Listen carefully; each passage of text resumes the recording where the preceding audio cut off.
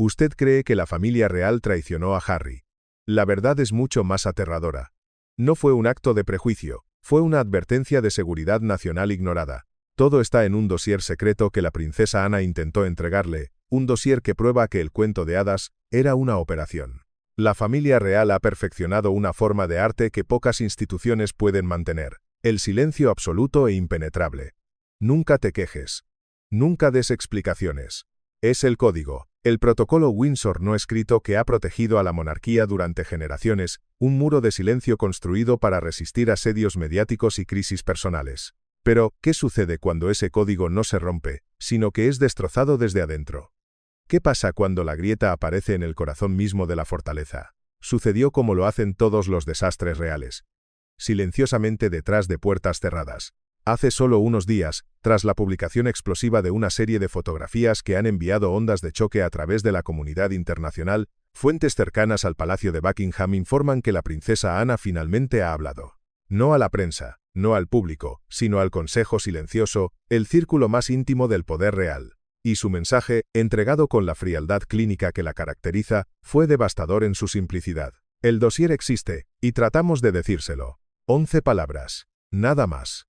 11 palabras que, según susurros que viajan desde Windsor hasta Westminster, han reducido al príncipe Harry a las lágrimas en la soledad de su mansión de Montecito.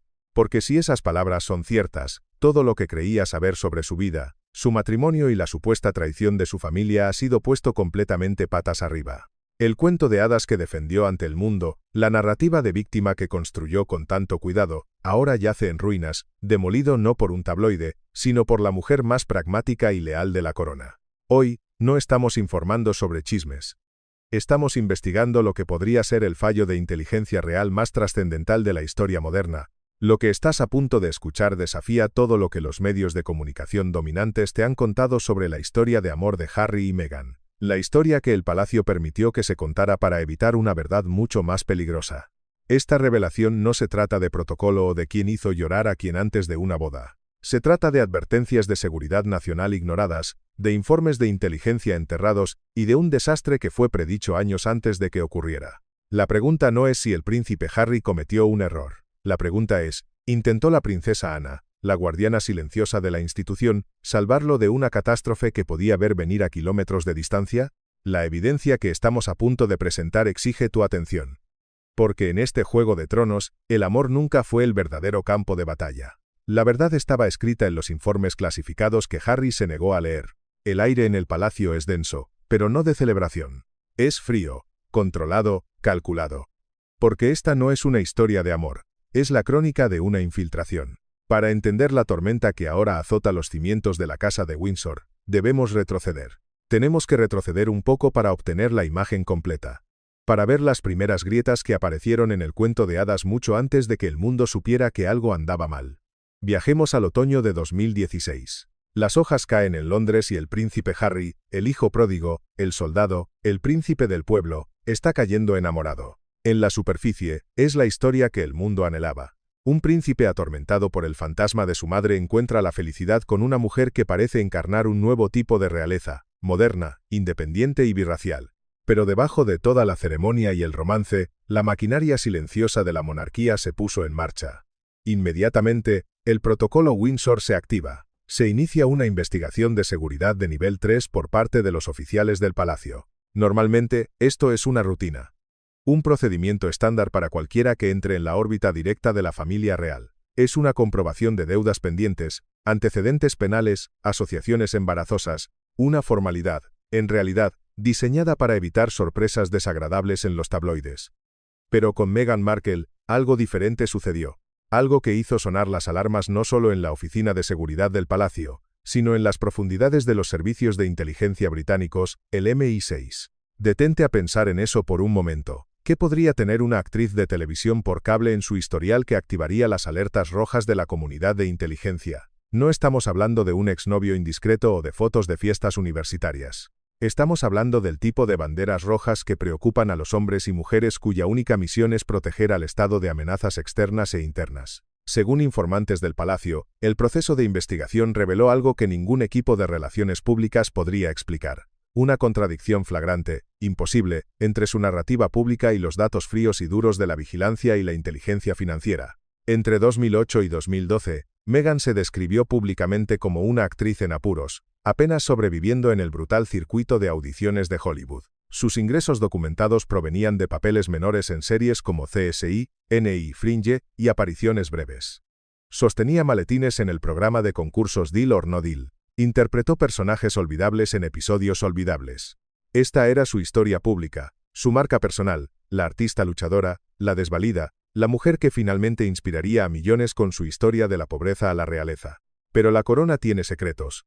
Y mientras la prensa mundial se tragaba el cuento de hadas, los analistas en una sala sin ventanas miraban una pantalla que contaba una historia completamente diferente. Los datos de inteligencia no mostraban a una actriz luchando por pagar el alquiler. Mostraban un patrón de viajes, asociaciones y un nivel de vida que era, sencillamente, imposible de financiar con su salario declarado. El palacio siempre ha sabido cómo enterrar historias, pero esta vez, la historia no era un rumor, era una anomalía de seguridad. El informe de inteligencia, un sobre Manila que, según se dice, nadie en el círculo íntimo quería tocar, fue conocido internamente con un nombre en clave, el dossier Saudi. El nombre por sí solo debería helarle la sangre. Este documento supuestamente situaba a esta actriz en apuros en superyates mediterráneos valorados en decenas de millones de dólares, barcos propiedad de conglomerados con vínculos directos con las casas reales de Oriente Medio, documentaba su presencia en reuniones exclusivas en Mónaco y Abu Dhabi, eventos donde una sola noche costaba más de lo que la mayoría de la gente gana en un año. La mostraba circulando por los círculos cerrados, solo por invitación, de las élites del Golfo y los intermediarios de poder de Oriente Medio. La princesa Ana, la mujer que nunca busca los titulares, conocida en todo el palacio por su enfoque pragmático y sus profundas conexiones con el estamento de seguridad, fue, según se informa, una de las primeras personas de la realeza en leer el archivo. No lo leyó como una tía preocupada, sino como una consejera de Estado. Y lo que vio le heló la sangre. La sangre de la princesa real, una mujer forjada en el deber y el estoicismo, se congeló en sus venas. Miró la línea de tiempo. Miró las finanzas. Miró los registros de viaje, los manifiestos de pasajeros de jets privados, las reservas de hotel que no correspondían a ninguna tarjeta de crédito a su nombre. Y luego hizo la pregunta que Harry, en su niebla de amor, se negó a hacer: ¿quién pagó por todo esto? Porque esto es lo que necesitas entender. Las actrices en apuros no flotan casualmente por los espacios de poder de la élite internacional sin un respaldo financiero masivo. Alguien cubrió los viajes. Alguien cubrió el acceso. Alguien facilitó su presencia en salones donde los multimillonarios cierran tratos que remodelan naciones. El dossier no contenía rumores, sino una revelación. Sugería algo que haría añicos la fantasía romántica de Harry.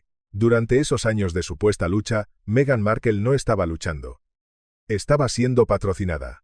Y en el mundo de la inteligencia, la riqueza inexplicable o el acceso inexplicable es la mayor señal de alerta de un compromiso de seguridad. Es el indicador principal de que una persona puede estar actuando en nombre de intereses no declarados. El dossier no solo era inquietante, era una amenaza potencial.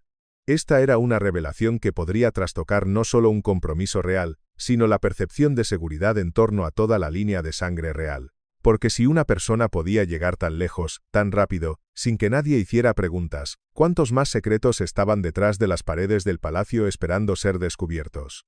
El cuento de hadas era una mentira. Y el palacio lo sabía. La princesa Ana entendió algo que Harry, en su neblina romántica, no podía ver, o tal vez, no quería ver. No se trataba de invitaciones aleatorias a fiestas glamurosas. Esto era un cultivo sistemático. En el mundo del espionaje y la alta finanza, este patrón tiene un nombre. Es la fase de desarrollo y posicionamiento de un activo. Cuando ves a la misma persona apareciendo repetidamente en los mismos círculos de élite durante varios años, a pesar de no tener medios aparentes para permitirse tal estilo de vida, los analistas de inteligencia comienzan a conectar los puntos. Dejan de creer en la suerte y empiezan a buscar al arquitecto. Comienzan a hacer preguntas incómodas sobre el patrocinio, la obligación y qué se está intercambiando exactamente por todo ese acceso. El equipo de seguridad del palacio, trabajando en conjunto con el MI6, habría cruzado registros de viaje, estados financieros y evidencia fotográfica. Habrían utilizado software de análisis de redes para trazar su círculo social, identificando los denominadores comunes, los individuos que aparecían una y otra vez en el fondo de las fotografías, en las listas de invitados. Y lo que encontraron, según los susurros que emanan de los pasillos del poder, fue un patrón que se extendía desde California hasta el Mediterráneo, desde Mónaco hasta el Medio Oriente. Un tapiz de lujo y poder tejido con hilos invisibles, financiado por fuentes que no aparecían en ninguna declaración de impuestos, canalizado a través de fundaciones y empresas fantasma. El dossier no contenía rumores. Contenía una revelación, una que podría trastocar no solo un matrimonio, sino la estabilidad de la corona. Ana vio el patrón no como una serie de coincidencias afortunadas, sino como la firma de una operación a largo plazo. Una operación diseñada para colocar un activo en proximidad al poder. Se dio cuenta de que Meghan no había encontrado un cuento de hadas. Había completado una misión. Y ahora, ese activo, pulido y posicionado durante casi una década, estaba a punto de casarse con el sexto en la línea de sucesión al trono británico, el hijo de Diana, el hombre que el mundo no pudo proteger. Ana, la princesa guerrera, la mujer que ha dedicado su vida al deber por encima del sentimiento, se enfrentó a un dilema imposible. ¿Cómo advertir a su sobrino, el niño que vio crecer a la sombra de una tragedia insondable, de que la mujer que amaba podría no ser quien decía ser? ¿Cómo explicarle que su romance no era un encuentro casual, sino el posible resultado final de una campaña de influencia calculada? La monarquía siempre ha sabido cómo enterrar historias, pero esta vez, se arriesgaban a enterrar a un príncipe. Esto nos lleva a una reunión que, según se informa desde las entrañas del palacio, destruyó la relación entre tía y sobrino para siempre. Una confrontación que Harry describiría más tarde en entrevistas y memorias como una prueba de la crueldad y el esnovismo de su familia, pero que la princesa Ana vio como su último y desesperado intento de protegerlo a él y la corona de una calamidad. ¿Puedes imaginar estar en la posición de Ana? Sostienes un informe de inteligencia clasificado, un documento que huele a peligro y engaño. Miras a tu sobrino, el hijo de la mujer que no pudieron proteger, locamente enamorado y planeando una boda que será observada por miles de millones de personas, y sabes algo que él no sabe. Sabes que la mujer con la que está a punto de casarse encaja en un perfil muy específico que los analistas de inteligencia han estado rastreando durante décadas, un perfil asociado no con el romance, sino con la influencia geopolítica. Ana no sentó a Harry para sermonearlo sobre clase, raza o protocolo real. Esos eran los argumentos de paja que el mundo debatiría más tarde. Lo sentó para hablar de seguridad nacional. Supuestamente, según una fuente que estuvo presente en las secuelas de esa reunión, ella puso el dossier saudí sobre la mesa de caoba pulida entre ellos. El golpe del sobre la madera fue el único sonido en la sala durante casi un minuto. Y luego, señaló un término resaltado en la página 5, una frase que los analistas de inteligencia usan para describir una forma sofisticada de espionaje, colocación social estratégica. Esta no era una disputa familiar, era una violación del protocolo de la corona en el nivel más fundamental. No se trataba de si Meghan era adecuada o si había trabajado en un programa de concursos. Se trataba de si representaba un riesgo inaceptable para la institución. El pasado había regresado como una orden, no como un recuerdo, y Ana era la única dispuesta a ejecutarla. Legalmente, el pasado de una consorte podría ser irrelevante para la línea de sucesión. El matrimonio seguiría siendo válido. Pero como Ana le habría explicado con una paciencia gélida, esto no se trata de la ley, se trata de percepción. Se trata de identidad, de historia y, lo más importante, de confianza. La confianza en la institución, una vez rota, es casi imposible de restaurar. Estaba intentando decirle que el romance que él veía como un acto de rebelión y amor verdadero, otros, hombres muy poderosos en rincones muy lejanos del mundo, podrían verlo como el exitoso punto culminante de una inversión a muy largo plazo. Y esa percepción, por sí sola, era una amenaza existencial para la monarquía que ella había jurado servir. Permíteme explicar lo que significa colocación social estratégica, porque es crucial para entender todo lo que sigue. No es una frase que encontrarías en una revista de sociedad. Es un término clínico del mundo de la contrainteligencia. En los círculos de poder de élite, particularmente aquellos conectados con los estados del Golfo y los oligarcas internacionales, individuos atractivos, inteligentes y socialmente hábiles a veces son deliberadamente colocados en proximidad a objetivos de alto valor. No a través de tácticas de espionaje burdas como las de las películas, sino a través de una sofisticada ingeniería social. Te invitan a las fiestas adecuadas, te presentan a las personas adecuadas, te dan acceso a las salas adecuadas, y estás allí porque alguien cree que puedes cumplir una función. Una función social, como legitimar a un anfitrión con tu presencia glamurosa. Una función relacional, facilitando presentaciones. O una función reputacional, actuando como un escudo humano de respetabilidad para hombres cuyos negocios no soportan el escrutinio. La princesa Ana, según se informa, Le explicó esto a Harry en términos contundentes, despojados de todo sentimentalismo. Le dijo que las fotos en el dossier no mostraban a una turista afortunada o a una invitada casual. Mostraban a alguien que no tropezaba con estos espacios por accidente o suerte. Mostraban a alguien que estaba cómoda, alguien que entendía la jerarquía, alguien que sabía exactamente cómo navegar en salas llenas de algunos de los hombres más poderosos y peligrosos del mundo. Eran fotografías de alguien haciendo su trabajo. Su advertencia, según la fuente, fue escalofriantemente precisa y brutal. Dejó el dossier sobre la mesa y pronunció las palabras que romperían a la familia. No solo ha estado saliendo contigo, Harry. Ella ha sido mantenida. Y la gente no te mantiene en estos círculos a menos que seas útil. Esa frase, ella ha sido mantenida, resonó en el silencio de la sala, una verdad tan cruda que Harry no pudo procesarla. No era una acusación moral sobre su pasado, era una evaluación de seguridad sobre su presente. Un activo patrocinado no tiene independencia. Sus lealtades son, por definición, divididas. Pertenecen, en última instancia, a quien paga las facturas. El cuento de hadas era una mentira, y el palacio, o al menos la princesa Ana, lo sabía. Ella no le estaba pidiendo que juzgara a la mujer que amaba. Le estaba implorando que reconociera el juego en el que estaba a punto de convertirse en un peón involuntario. Un juego en el que el premio no era el amor, sino el acceso a la corona británica. Pero Harry, cegado por lo que creía que era el destino, por la narrativa de un amor que desafiaba a la institución que tanto dolor le había causado, se negó a mirar la evidencia. Su reacción no fue de curiosidad ni de preocupación. Fue de furia. Vio la intervención de Ana no como un acto de protección, sino como el máximo acto de traición. Vio el dossier no como una advertencia, sino como un insulto. Vio a su familia no tratando de salvarlo, sino intentando sabotear su única oportunidad de felicidad. Él vio a una víctima de la persecución de la prensa. Ana vio a una beneficiaria del mercado en la sombra. Él vio amor. Ella vio apalancamiento. Para Harry, el dossier era la prueba definitiva de que su familia era racista, clasista y estaba irrevocablemente rota. La misma institución que le falló a su madre, Diana, ahora estaba tratando de arrebatarle a la mujer que amaba. Y así, en un acto de desafío que definiría el resto de su vida, enterró el informe. Ignoró los recibos, las fotos, los registros de vuelo. Descartó la advertencia de la mujer más experimentada de su familia como el rencor de una solterona. Y caminó directamente hacia lo que la princesa Ana había identificado como una trampa perfectamente diseñada. La tragedia de este momento no puede ser exagerada. La princesa Ana no actuaba por esnobismo o prejuicio, actuaba por experiencia. Como miembro activo de la realeza durante más de 5 décadas, había visto a innumerables individuos intentar infiltrarse en el círculo real para beneficio personal, político y financiero. Había desarrollado un instinto casi animal para identificar a las personas cuyas motivaciones no se alineaban con sus intenciones declaradas. Y todo en ese dossier activaba esos instintos. El estilo de vida imposible, las conexiones con el Golfo, el posicionamiento estratégico, la persona pública cuidadosamente curada que no coincidía con la realidad privada. Estas no eran las señas de identidad de un romance inocente que florecía bajo el escrutinio público. Eran las señas de identidad de una operación a largo plazo que había alcanzado su fase final. La pregunta que quiero que consideres es esta: ¿estaba la princesa Ana siendo cruel o estaba siendo precisa? Porque la historia que siguió, la salida, las entrevistas, las acusaciones, todo parece validar su advertencia inicial.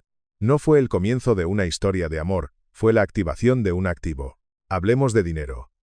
Porque aunque el romance es hermoso y las narrativas de victimismo son poderosas, las finanzas no mienten. Los números cuentan una historia que no se puede reescribir. Entre 2008 y 2012, el currículum oficial de Meghan Markle enumera papeles de actuación menores, apariciones breves en televisión y trabajos a corto plazo. No era una actriz de primera, ni siquiera de segunda. Era una actriz trabajadora en Los Ángeles, luchando por audiciones, preocupándose por el alquiler, aceptando cualquier trabajo que pudiera conseguir. Su trabajo más notable durante este periodo, sostener un maletín en Deal or No Deal. Su salario, según se informa, rondaba los $800 por episodio. Ahora, miremos el otro lado del libro mayor. El lado que los medios de comunicación nunca examinaron. Las fotografías recién filtradas, las mismas que supuestamente estaban en el dossier de la princesa Ana, la sitúan en yates en la costa de Cerdeña valorados en decenas de millones de dólares. La muestran en reuniones privadas en Mónaco durante el Gran Premio, en circuitos mediterráneos donde los invitados incluyen príncipes saudíes, oligarcas rusos y financieros internacionales. Eventos donde solo el champán cuesta más por botella que un mes de alquiler en Hollywood. ¿Ves el problema? La aritmética es imposible. Las matemáticas simplemente no funcionan. Los papeles de televisión por cable no financian veranos en Mónaco. Sostener un maletín no financia circuitos de yates en el Mediterráneo. El salario de una actriz en apuros no cubre viajes internacionales en primera clase, guardarropas de diseñador y acceso a los eventos sociales más exclusivos del mundo. Desglosemos los números reales, porque aquí es donde el dossier se vuelve irrefutable. Un vuelo en primera clase de Los Ángeles a Mónaco en 2010 habría costado aproximadamente entre 8.000 y 12.000 dólares. Los hoteles en Mónaco durante la temporada del Gran Premio o el Salón Náutico, un mínimo de 1.000 dólares por noche, a menudo mucho más. Ropa de noche de diseñador apropiada para estos eventos, de 5.000 a 20.000 dólares por atuendo. Peluquería, maquillaje, accesorios, otros miles. Estamos hablando de gastos que superarían fácilmente los 50.000 dólares por una sola semana en Mónaco. Y las fotografías muestran que esto no fue un hecho aislado. Esto fue un patrón que se repitió a lo largo de varios años y múltiples ubicaciones. La línea de tiempo no solo tenía agujeros, tenía heridas. Heridas financieras que sangraban una verdad inconveniente. Alguien más estaba pagando. Y en el mundo del poder y la influencia, nadie paga una factura de esa magnitud sin esperar un retorno de su inversión. Alguien estaba cubriendo estos costos. Alguien estaba facilitando este acceso. Y ese alguien, en el mundo opaco de las altas finanzas y el poder geopolítico, siempre espera algo a cambio. Como la princesa Ana supuestamente le dijo a Harry, el poder nunca da sin esperar algo a cambio. Aquí es donde la historia deja de ser sobre romance y comienza a ser sobre transacciones. En el mundo de las élites del Golfo y los oligarcas internacionales, las relaciones siguen un patrón muy específico, un quid pro quo tácito. El acceso es moneda, la belleza es palanca y la discreción es el precio de la entrada. La evaluación de inteligencia probablemente concluyó que Meghan no solo estaba teniendo suerte con algunas invitaciones a fiestas. Las fotos abarcaban varios años, múltiples continentes. Esto no fue oportunista, fue sistemático. No fue ayuda, fue apoyo. No fue una oportunidad, fue una inversión. El análisis forense financiero habría sido condenatorio.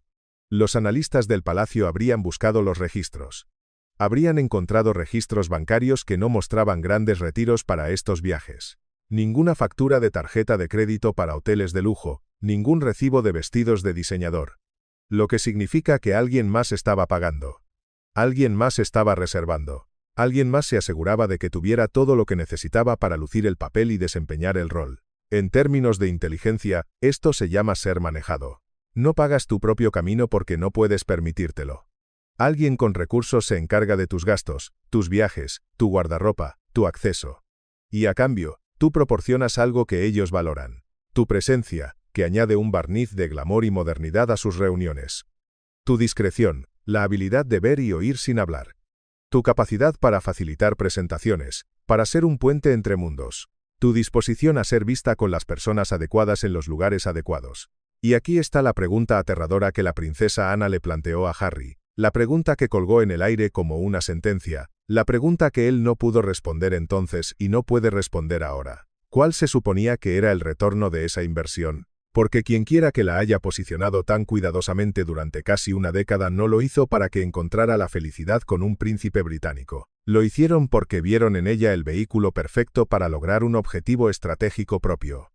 Y ese objetivo, ahora, estaba durmiendo dentro de los muros del palacio. Si los yates eran el escenario y los oligarcas la audiencia, entonces Marcus Anderson era el director. Durante años, los medios de comunicación dominantes pintaron a Marcus simplemente como el mejor amigo de Meghan, un encantador consultor del imperio Soho House, un confidente leal que estuvo a su lado en las buenas y en las malas. Pero en los archivos clasificados del informe de investigación del palacio, era visto de manera muy diferente.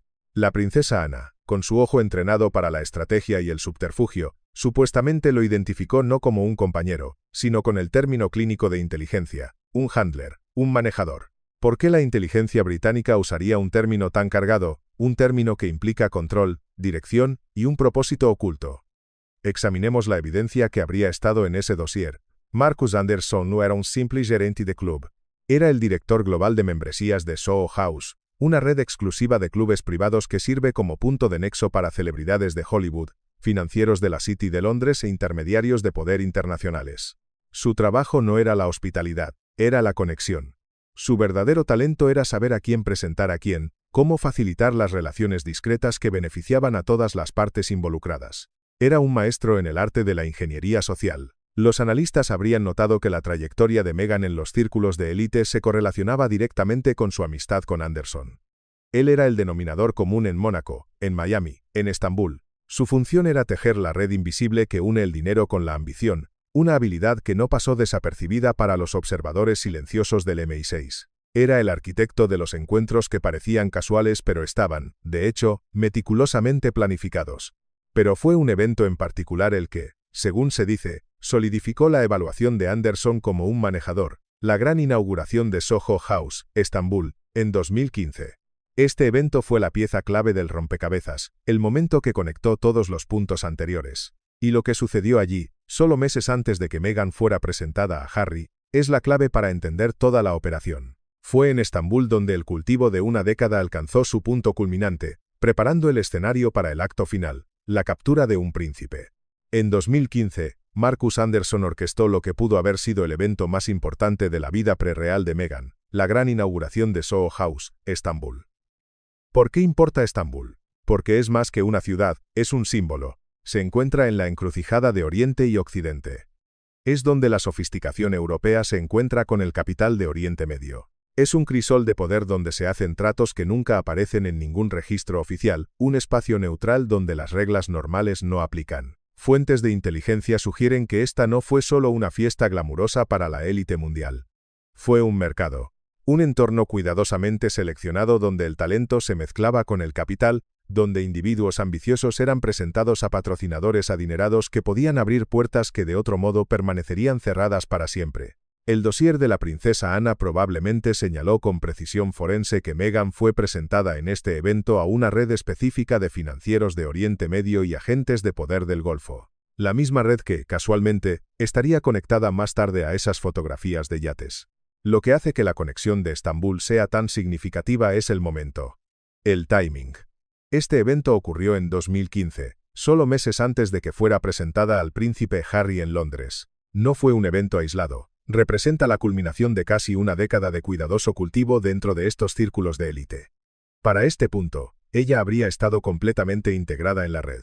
Habría entendido las reglas no escritas, las expectativas, la forma en que funcionan estas relaciones transaccionales. Estambul fue probablemente su ceremonia de graduación, una señal para la red de que estaba lista para el siguiente nivel, que se le podían confiar conexiones de más alto perfil, que entendía cómo navegar estas aguas peligrosas sin hacer olas. Era la confirmación de que el activo estaba listo para ser desplegado. Ahora, aquí es donde la historia pasa de ser inquietante a ser directamente aterradora.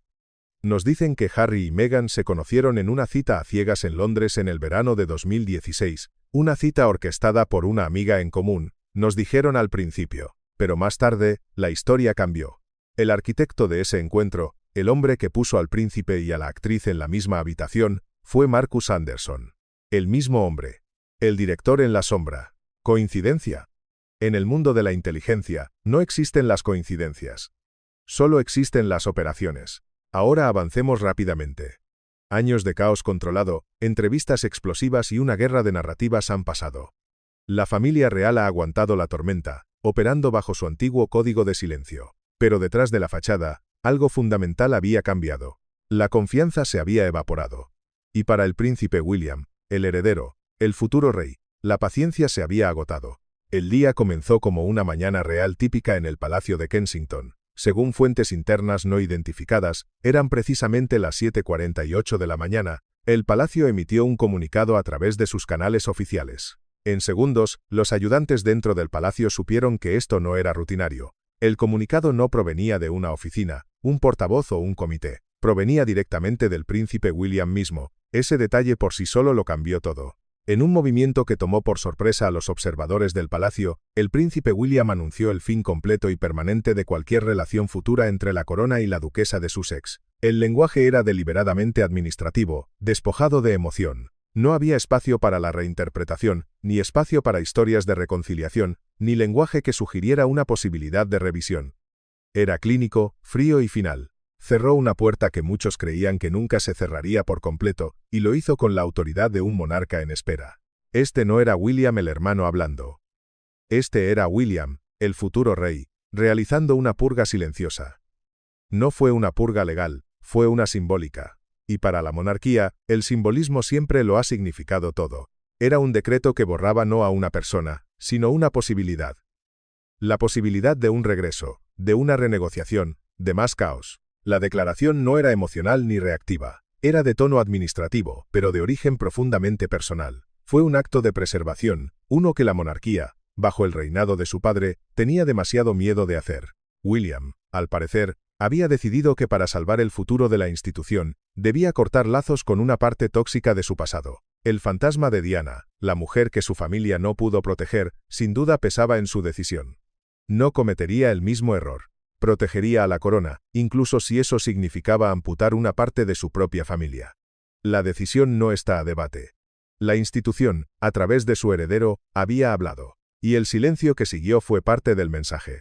La elección del momento para el anuncio de William fue una clase magistral de estrategia de comunicación calculada. Las 7:48 de la mañana en Londres significaba que golpeó la televisión matutina en Gran Bretaña, las redacciones de la tarde en Asia y las mesas de noche en América del Norte, todo a la vez. No hubo una ventana silenciosa, ni un despliegue suave. Fue una onda expansiva global instantánea.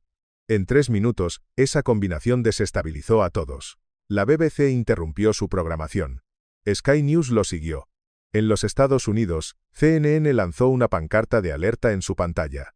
A las 8, la historia había reemplazado las actualizaciones financieras, los segmentos meteorológicos y las noticias de entretenimiento en las principales cadenas. Reporteros veteranos como Nicholas Wichel, que ha cubierto la monarquía durante décadas, describieron el momento como algo que nunca habían visto en su carrera. Pero la reacción de la prensa no es nada comparada con las redes sociales. Los datos de CrowdTangle mostraron más de 1 millón de interacciones en las plataformas en los primeros 10 minutos. En X, el tema alcanzó el número 1 a nivel mundial en menos de 8 minutos. La narrativa que los Sussex habían construido con tanto cuidado, la de una institución arcaica que los expulsó, se vio instantáneamente desafiada por un acto de poder decisivo y moderno de esa misma institución. La decisión de William de no dar un discurso directo también importó. No hubo apelaciones emocionales, ni quejas personales aireadas, ni referencia a entrevistas o acusaciones pasadas. Al evitar eso, no hubo un contraargumento inmediato al anuncio de William. Los medios de comunicación tenían hechos que informar, pero poco que diseccionar. Ese vacío significó que los comentaristas solo podían analizar la estructura, el precedente y las consecuencias, no las personalidades. Para los historiadores reales, la decisión de William no es nueva ni sorprendente.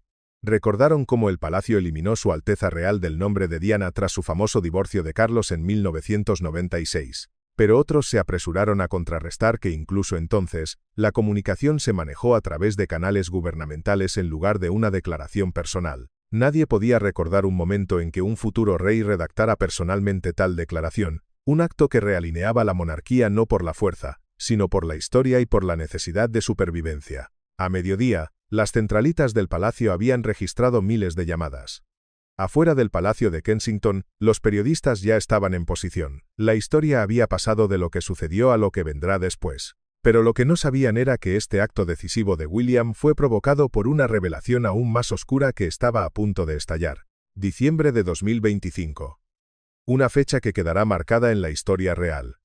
No por una celebración, no por un jubileo, sino por el día en que la princesa Ana finalmente dijo, «Basta ya». El escenario fue deliberado. No el Palacio de Buckingham, no el Castillo de Windsor, sino Gatcombe Park, la residencia privada de Ana, su santuario, el único lugar en la tierra donde no responde ante nadie más que ante sí misma. Esto no fue una declaración real oficial, revisada por equipos de comunicaciones. Esto fue Ana hablando como ella misma.